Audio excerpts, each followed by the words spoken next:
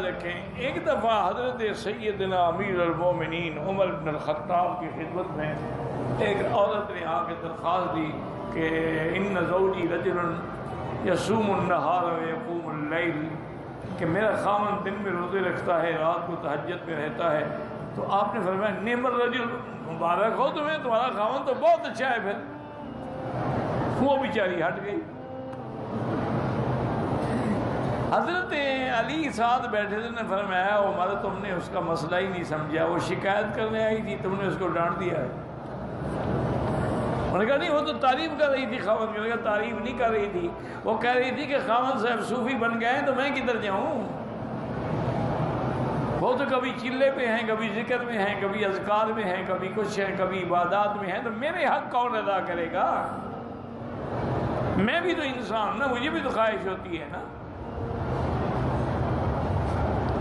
تو آپ نے فرمایا اچھا ٹھیک ہے، تم نے اس کا مسئلہ سمجھا ہے، اس کے خاوند کو بلا کے اس کو نصیحت کی۔ تو ان نے اس کے خاوند کو یہی نصیحت کی کہ 3 دن تمہیں حق ہے کہ عبادت کرو، لیکن چوتھی رات جو ہے تم اپنی بیوی کا حق ادا کرو ہر حال۔ اگر ایک بیوی، اگر 4 بیویاں ہیں، ہر رات سب کا نوبہ ہوگا، عدل ہوگا۔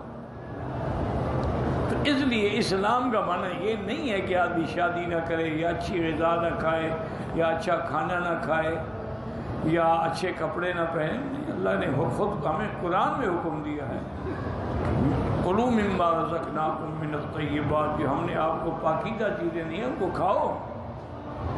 اما بِنِعْمَتِ رَبِّكَ فَحَدِّثْ، جو ہم نے آپ کو نعمتیں دی ہیں تمہارے بدن پر بھی نظر آنی چاہیے، اچھا کپڑا پہنو۔ اگر غریب ہو کپڑا دھو تو سکتے ہو نا، نئے نہیں پہن سکتے ہو، دھو تو سکتے ہو۔ یہ تو نہیں ہے کپڑوں سے ایسے بدبو آئے کہ نماز میرے ساتھ کھڑا ہو اس کو قرآن بھی بھول جائے کہ میں کیا پڑھ رہا تھا۔ بعض آدمی ایسے نا ماشاءاللہ ایک ہفتہ غسل نہیں فرماتے، نہ بنیان دھوتے ہیں، وہ کہیں ساتھ کھڑے ہو جائیں، اپنی نماز تو خیر اس کی ہوگی، پتہ نہیں دھوتی ہوگی، لیکن ساتھ والے کی نماز برباد ہو جاتی ہے بدبو سے۔ اسی لیے حضور نے حکم دیا کہ بسل کھاؤ تو مسجد میں مت آؤ، لوگوں کی نمازیں خراب نہ کرو۔ اسی لیے حضور کو خوشبو مبارک جو تھی وہ بڑی پسند تھی کہ خوشبو لگاؤ۔ اسی طرح صحابہ خوشبو کا اہتمام کرتے تھے، اور صحابہ کی بیگمات اور زوجات جو تھی وہ بھی خوشبو کا اہتمام کرتی تھی۔ ایک حدیث میں تفصیل ہے کہ کچھ صحابہ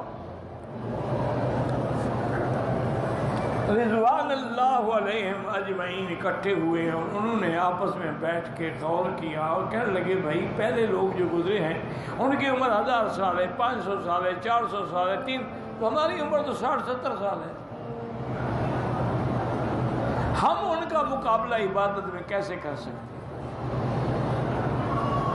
اس لیے ایک نے کہا اچھا بھی بات سنو، تم میرے گواہ بن جاؤ، میں آج کے بعد یہ قسم کھاتا ہوں کہ میں کبھی بھی دن کو کھانا نہیں کھاؤں گا، ہمیشہ روزہ رکھوں گا۔ دوسرے نے کہا کہ میں کبھی بھی شادی نہیں کروں گا، اور تیسرے نے کہا کہ میں رات کو کبھی بھی نہیں سوؤں گا، ساری رات تہجد پڑھوں گا۔ حضور پاک کو جب پتہ لگا تو حضور نے بلایا، فرمایا کیا قسمیں کھائی ہے؟ ہم نے کہا جی ہمیں عجیب بات ہے، ایوکم مسئلہ کون ہے جو میرا مقابلہ کر سکتا ہے؟ میں کھاتا بھی ہوں، پیتا بھی ہوں، سوتا بھی ہوں، اٹھتا بھی ہوں، گوشت بھی پسند کرتا ہوں، بیویوں کا حقوق بھی ادا کرتا ہوں، تو تم میری سنت چھوڑ کے پھر کیسے میری جماعت میں رہ سکتے ہو؟ اس لیے اسلام نے رہبانیت پہ پابندی لگائی۔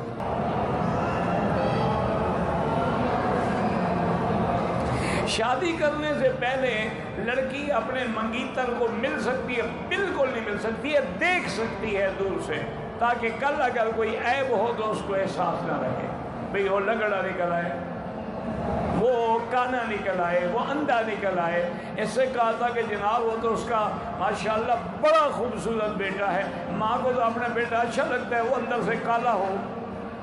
تو اس لیے منگیتر کو ایک نظر دیکھنا جائز ہے، اسی طرح لڑکے کو بھی ایک نظر لڑکی کا دیکھنا جائز ہے۔ یہ نہیں ہے کہ مل سکتی ہے، نکاح سے پہلے سارے کام طے ہو جائیں، پھر شادی کے بعد کیا کرو گے؟ جخ مارو گے؟ مسئلے تو تم نے سارے پہلے حل کر دیے۔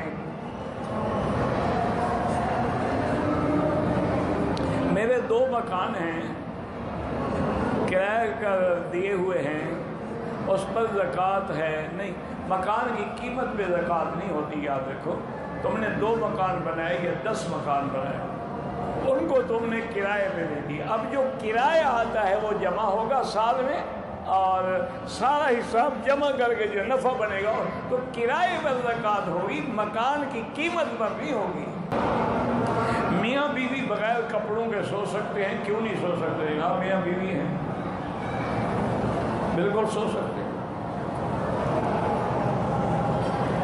تم وہ مسئلے پوچھو نا جی شریعت کے یا تقوی کے، پرہیزگاری کے، وہ چھوڑو، وہ تو انبیاء نے تو کبھی دیکھا نہیں۔ بی بی فرماتی کہ میں نے حضور کا بدن ہی نہیں دیکھا، تو وہ بغیر کپڑوں کے کیسے سوتے ہوں گے؟ وہ بلند مقام ہے۔ جہاں تک فتویٰ ہے وہ یہی ہے کہ تم میاں بیوی سو سکتے ہو بغیر کپڑوں کے۔ ایک حدیث میں یہ بھی ہے، حضور نے فرمایا کہ اپنی عورتوں کو تم تازہ کھجوریں کھلایا کرو۔ ویسے بھی یعنی ایک دفعہ مجھے یاد ہے، بہت پرانی بات ہے، اس وقت میری والدہ بھی زندہ تھیں، والد بھی زندہ تھے، تو ہم جس گھر میں رہتے تھے نا، اس گھر کے قریب میں کوئی رائل فیملی کے خاندان کے کچھ لوگ ساتھ والے مکان میں ٹھہرے ہوئے تھے، تو ان کی شرافت ہے اور ان کی مہربانی ہے کہ وہ کبھی کبھی ہم فقیروں کے گھر میں بھی ان کی عورتیں آ جاتی تھیں اور اعلیٰ قسم کی کھجوریں لاتی تھیں۔ رائل فیملی تھی، اور پھر قسیم اور بریدہ کی کھجوریں تو دنیا میں مشہور ہیں، تو اعلیٰ قسم کھجوریں لے آتی ہیں۔ ہمارے گھر والے کوئی 2 دانے اٹھاتا، کوئی 3 اٹھاتا، کیا کر رہے ہو؟ کھاؤ۔